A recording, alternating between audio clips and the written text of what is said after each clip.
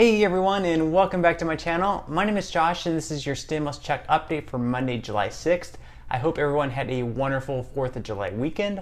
In this video, I'll be discussing both the first and second round of stimulus checks, including what may be debated on in the second stimulus package. I'll also be discussing rental and mortgage assistance, the EIDL grant, and then I'll be wrapping up this video by answering some of the comments and questions that I received in my previous video. But first, if you wouldn't mind real quickly liking this video, giving me a big thumbs up. It really just helps with the YouTube algorithm in terms of pushing this video out to other people like you and hopefully helping other people like you as well. Also, leave a comment in the comment section below letting me know whether or not you received your first stimulus check yet or not.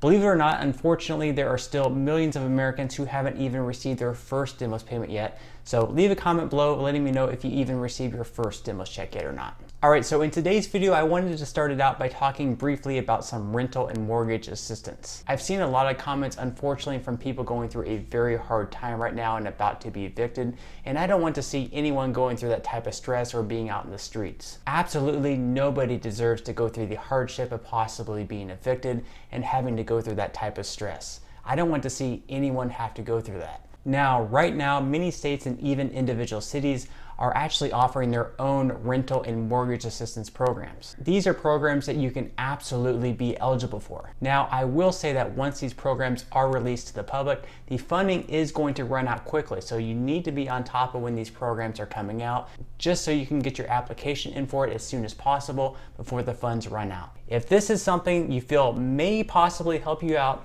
you can go to nlihc.org/rental-assistance.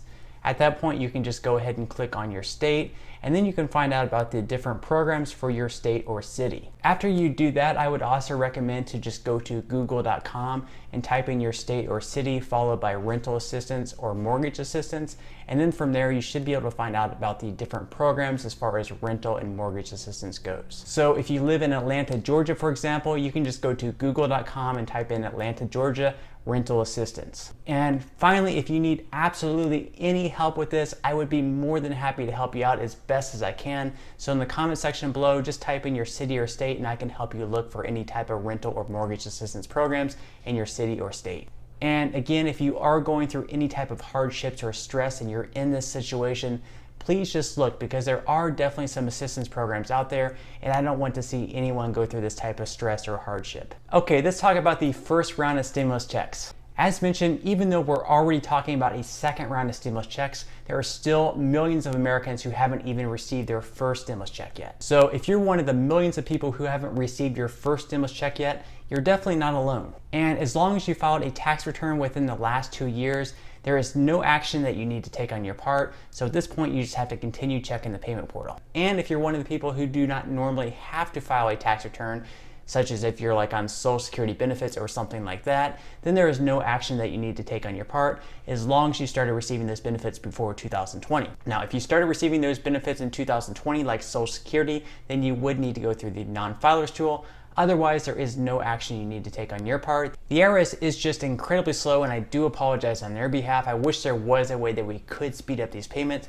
but in the meantime, just continue checking the payment portal and you will eventually receive your payment. All right, so I've also seen a lot of comments from expats, people who live abroad outside the United States. So they'll live in the Philippines, for example, and they haven't yet received their stimulus payment. And I will say, as long as you have a US-based bank, that is going to be the same method in which you'll receive your stimulus payment as well. Now, if you do not have a US-based bank, so for example, if you live in the Philippines and you have a Philippines-based bank, a non-US based bank, then unfortunately in those cases the IRS is unable to directly deposit your stimulus check. So instead it's going to take a little bit longer, unfortunately, because they're going to have to be mailing you a check instead. All right, moving right along to some second stimulus check updates. Right now, even though the Senate is on a 2-week recess and they won't be returning to Washington until July 20th, they're still going to be working on the next stimulus package individually rather than together as a group. The senators are still going to be able to do their own legwork, look at the data, and perhaps even make some phone calls to their fellow senators.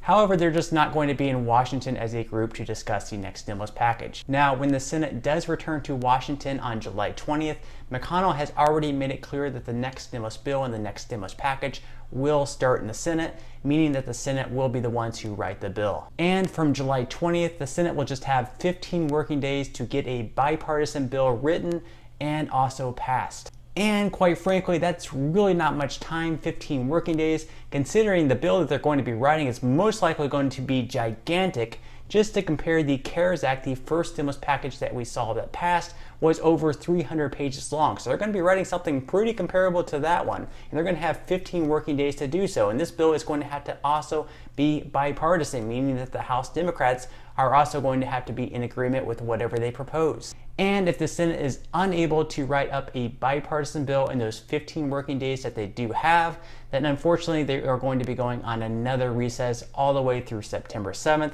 which will push the stimulus bill back one more month. So with all that said, you really have to hope that the senators are going to be productive during this 2-week recess period.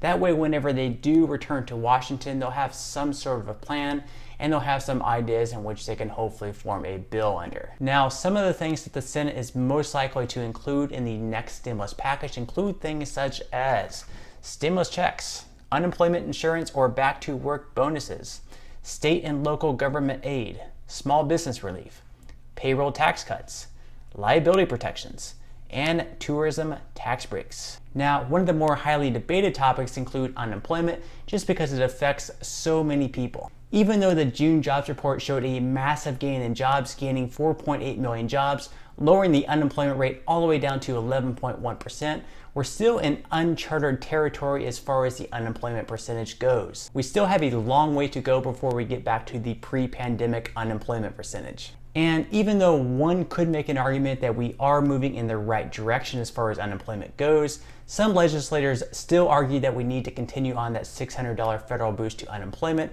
on a weekly basis. Now, essentially, there are two different views on this. The Democrats, on one hand, want to extend the $600 weekly federal boost to unemployment for 6 more months. Now, the Republicans, on the other hand, feel that that $600 federal boost to unemployment could potentially provide a disincentive to work, considering that there are some people who are actually earning more money on unemployment than they were actually working at their jobs. Now, some of the Republicans, on the other hand, are actually suggesting some type of back to work bonus. Senator Republican Rob Portman, for example, is suggesting that we give Americans $450 per week to return to work. And while this would be a pretty sweet bonus for those people returning to work, receiving $450 per week in addition to their paycheck, it wouldn't exactly help those people who are still unemployed. It would also be a little bit unfair to those people who are already working, considering they would just be getting the normal wage and they wouldn't receive the extra $450 per week. Of course, it is pretty hard to please everyone though. One middle ground idea that I do believe that perhaps the Democrats and the Republicans could possibly get behind is not necessarily extending the federal unemployment boost of the full $600, but maybe if we did something between perhaps something like $300 per week rather than the full $600. Now, Senate Minority Leader Chuck Schumer and Ron Wyden recently introduced the American Workforce Rescue Act. In this bill, rather than give unemployed Americans $600 per week regardless of the current unemployment situation, they propose that the money received should taper down as unemployment drops. They'll use the 3-month average total unemployment percentage for the recipient state. So if the person receiving unemployment lives in North Dakota, for example, they'll use the unemployment numbers of North Dakota. And as long as the unemployment percentage stays above 11%, unemployed recipients will still receive the full $600 per week. Whenever the unemployment rate drops below 11%, but is between 10 and 10.99%, the recipient will receive $500. Then whenever the unemployment rate drops between 9 to 9.99%, the recipient will receive $400 per week. Whenever the unemployment rate goes between 8 to 8.99%, the recipient will receive $300. Then the unemployment compensation continues to drop $100 for each 1% the unemployment percentage decreases until the unemployment rate goes below the 6% mark. So a proposal like this could perhaps work as a good middle ground. Still, I'm not sure if many Senator Republicans would get behind this idea, being that it still could possibly provide a little bit of a disincentive to return to work, being that many people who would still be receiving more on unemployment than they would be actually at their normal jobs until the unemployment rate for their state dropped below a certain percentage. But at least this probably could work as a good starting point. However, in the end, I do feel there is a much better chance for us just to see a flat number for a weekly unemployment boost, such as maybe $300. That way, it will still help those out in need, but it won't be so much that could possibly provide a disincentive to return to work. Legislators will also, of course, be debating over stimulus checks. And yeah, we've already heard Donald Trump come out and basically guarantee a second round of stimulus checks. However, even with our president guaranteeing us a second round of stimulus checks, there is still no guarantee that stimulus checks will be in the next bill unless we get these Senator Republicans on board with that as well. Many Senator Republicans feel that since the June jobs report came out with such good data and such a good improvement with jobs adding 4.8 million jobs, lowering the unemployment rate down to 11.1%, that there may no longer be a need for another round of stimulus checks. However, as I said, I do believe that Donald Trump will be in the ears of those Senate Republicans that may be opposed to a second round of stimulus checks over the next 2 weeks while they are on recess, and he should be able to convince enough Senate Republicans who are perhaps maybe opposed to them to get them to flip over to maybe being on board with them, because I do feel that Donald Trump has some sort of influence on his fellow Republicans. Now, the dollar amount of the checks and who all will be included is still a little bit of a mystery at the moment. Donald Trump has come out and said that he wants to be even more generous than the House Democrats and give more than $1,200. However, like I said, once again, this is not Donald Trump's decision. This bill is going to be written in the Senate, and Donald Trump is not going to be writing this bill. Now, does Donald Trump have some sort of influence on his fellow politicians? Sure. But again, he's not going to be the one writing the bill here. Also, in the first round of stimulus checks, dependents over the age of 17 were left out and they were not included, so they did not receive the $1,200. Are we going to give stimulus checks to those dependents over the age of 17 who were left out in the first bill? I would certainly hope so, and the House Democrats did pass the HEROES Act back in May, which included $1,200 stimulus payments to those dependents over the age of 17, but this is going to be a topic that will most likely be highly debated over in the Senate. Now, Treasury Secretary Steven Mnuchin did come out and say that everyone who received stimulus checks in the first round would also receive a stimulus check in the second round as well. So if you receive the first stimulus check, then yes, you are definitely going to receive the second stimulus check as well. Okay, so just one more quick reminder, if you do have any type of small business or even a side hustle, if you drive for Uber just a couple of hours per week, for example, or maybe you have an eBay store or any type of side hustle or a small business, and you were impacted in any shape or form by the pandemic, maybe your revenue just dropped off, maybe you weren't able to go out and buy as much supplies as you wanted to, then you are definitely eligible to apply for the EIDL grant. It is $1,000 per employee, up to 10 employees. So if you have 10 employees, you could receive a $10,000 grant. And remember, this is a grant, it's not a loan, meaning that you do not have to pay this money back. If it's your own gig, it's your own thing, if it's driving for Uber and you're the only employee, then you would be eligible for a $1,000 grant. So if you have any hesitation or any question whatsoever whether you would be eligible for this grant or not, just apply. You have nothing to lose, and I would apply as quickly as possible, being that these funds may run out very, very quickly. I've seen many comments in the comment section below from those who received the grant just a few days after applying, so please do apply if you have any type of side hustle or small business. This is money that's going out, and you might as well take advantage of it if they're going to be giving it out. And in the description box below, I will leave a link in which you can click on and you can apply for this grant. It only takes a few minutes to do so, so it's very, very quick. All right, so at this point, I would just like to wrap up this video by answering some of the comments and questions that I received in my previous video. And if you have any other comments or questions for me, feel free to leave them in the comment section below. I do try to answer as many comments and questions as I possibly can.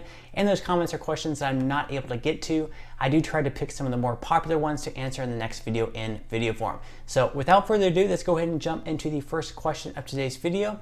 And that comes from William. William says, did you say second payment in a couple of months?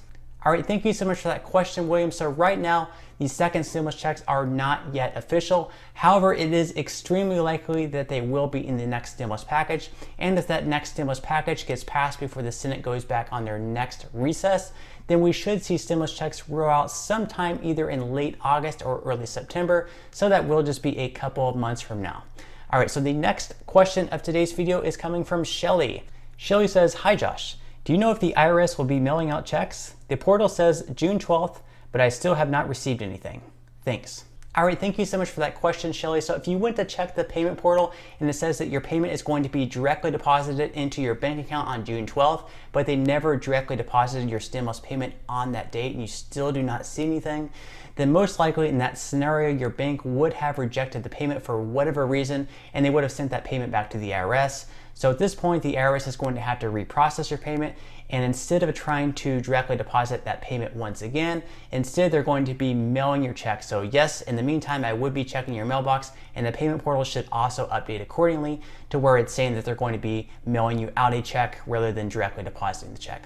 All right, so on that note, I'm gonna go ahead and wrap up this video. If you did enjoy the content in this video and you'd like to see more videos like it, please consider subscribing to my YouTube channel. It is completely free to do so, and it's a great support to me.